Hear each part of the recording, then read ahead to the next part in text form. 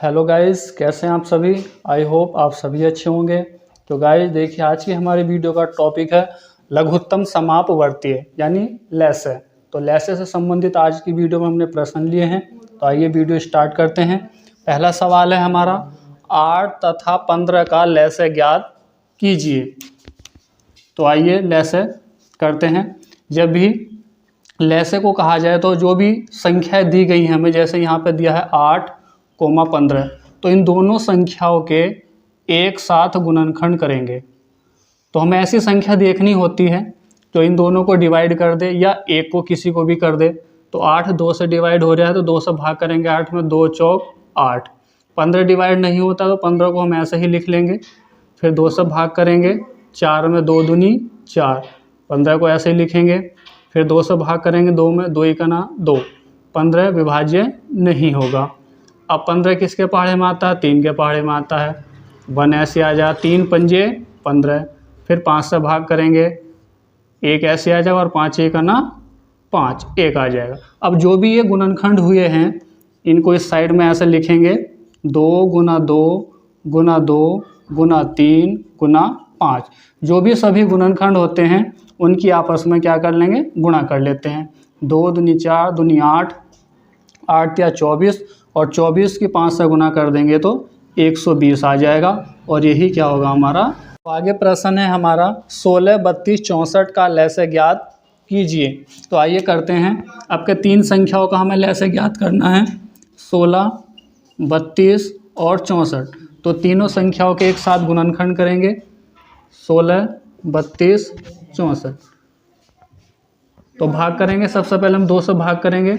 2 से भाग करेंगे 16 में, 2 अट्ठे 16। फिर 32 में करेंगे तो 2 एकना 2, यहाँ से 1 बचेगा, 12 बन जाएगा, 2 छंग 12 यानी 16 आ जाएगा। अब 2 से भाग करेंगे 64 में, 2 तिया 6, 4 में 2 दूनी 4।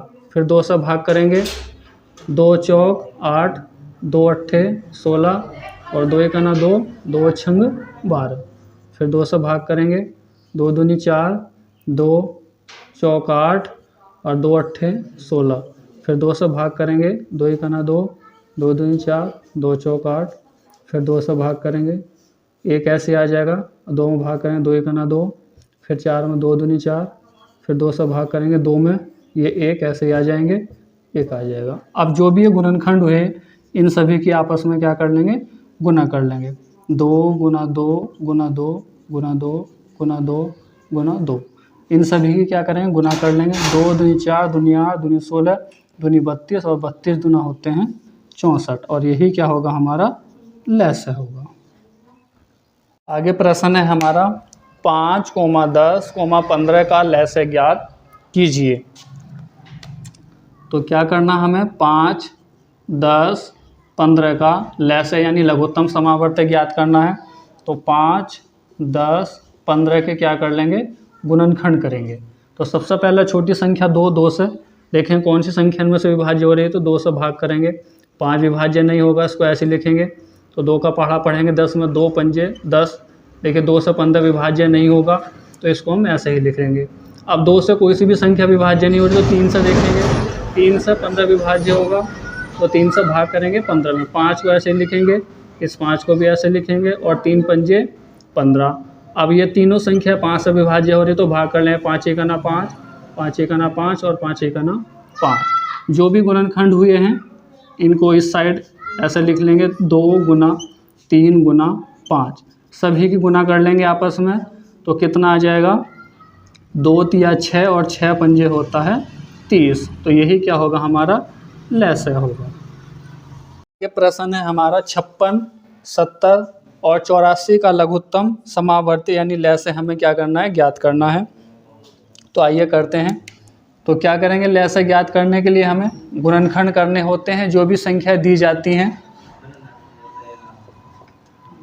तो 56, 70, 84 के हम क्या करेंगे? यहाँ पे गुणनखंड करेंगे। तो सबसे पहले हम पहाड़ा पढ़ते हैं 2 का। अब 2 से देखेंगे कौन कौन सी संख्या विभाज्य हो रही हैं। जो विभाज्य हो रही है उसको कर लेंगे, जो नहीं हो रही हम उसको ऐसे ही लिख लेते हैं। तो 2 से भाग करेंगे 56 में, तो पहला पहाड़ा 5 में पढ़ेंगे। 2 दूनी 4, यहाँ से 1 बचेगा, 16 बन जाएगा, 2 अट्ठे 16। अब 70 में 2 तिया 6, 1 बचेगा, 10 बन जाएगा, 2 पंजे 10। अब 84 में पहाड़ा पढ़ेंगे, 2 चौक 8 और 2 दूनी 4। फिर से 2 से भाग करेंगे, 2 एकना 2, 2 चौक 8। 35 देखिए 2 से विभाज्य नहीं होगा तो उसको हम ऐसे ही लिखेंगे 42, 2 दूनी 4 और 2 एकना 2। फिर 2 से भाग करेंगे, 2 सत्ते 14। अब ये दोनों संख्या विभाज्य नहीं हो रही तो हम उनको ऐसे ही लिख लेंगे। अब 2 से कोई सी भी संख्या विभाज्य नहीं हो रही तो हम क्या करेंगे, 3 से भाग करेंगे। 7 विभाज्य नहीं होगा, 7 को ऐसे लिखा। 35 विभाज्य नहीं हुआ, 35 को ऐसे लिखा। और 21 में पहाड़ा पढ़ लेंगे, 3 सत्ते 21।